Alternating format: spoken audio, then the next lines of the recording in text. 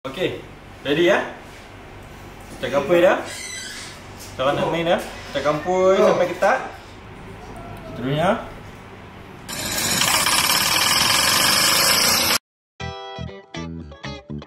satu hari tanpa gadget.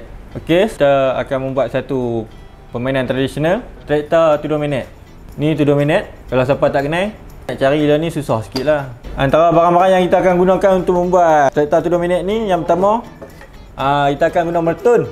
Yang kedua getah, pisau, lilin, lidi ataupun purus nyok.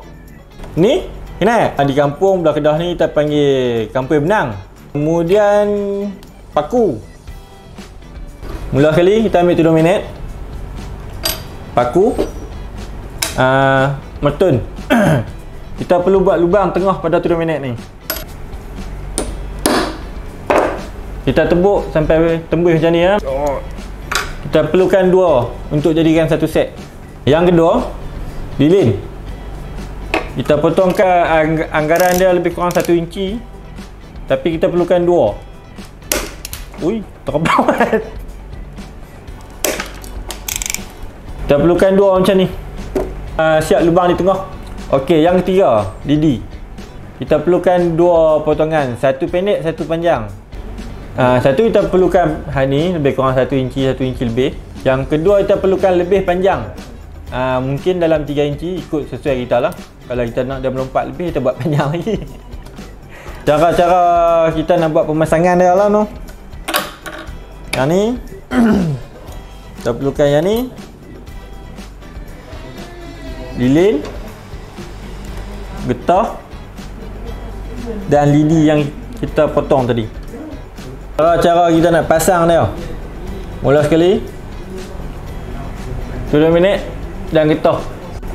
Kita masukkan getah dalam lubang tudung magnet yang telah kita buat tadi. Dia akan jadi macam ni. Kita tarikkan sikit macam ni. Okey.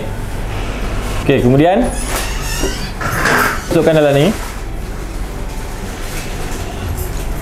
Akan jadi macam ni. Kayu di ujung lidi, ataupun kita sebut tadi purus nyok, lidi, tudung magnet, kampui benang. Seterusnya satu lagi magnet ni di side sebelah sini. Untuk kita tudung magnet ni sebagai tayar lah, kiri dan kanan. Okey, dia akan jadi macam ni. Lidi pendek, tudung magnet, kampui benang, tudung magnet, dan last sekali lilin, dan kita masukkan lidi yang panjang. Side sini pendek, lagi satu side panjang. Okey, seterusnya macam ni. Untuk kita masukkan lilin ni lebih mudah guna cara macam saya buat ni lah. Lidi, tudung magnet, kampui benang, tudung magnet, lilin, dan last sekali lidi. Okey. Setelah siap pemasangan semua, macam ni lah bentuk dia. Ni kalau di Kedah, di kampung saya, lalu kami panggil traktor tudung magnet. Okey, ready ya? Kita kampui dah. Cara nak main dah. Kita kampui sampai ketat. Seterusnya